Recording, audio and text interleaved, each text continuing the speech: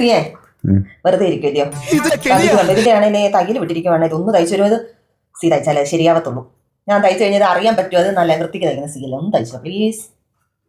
കൊണ്ടുപോവാ.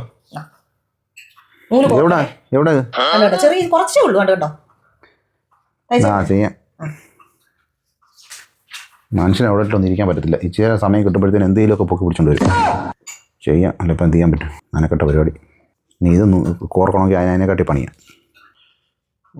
എന്തോരവസ്ഥ ഇത്. തയ്യക്കടയിലും കാണാൻ കൊടുത്ത് ചെയ്യിക്കാൻ വയ്യ.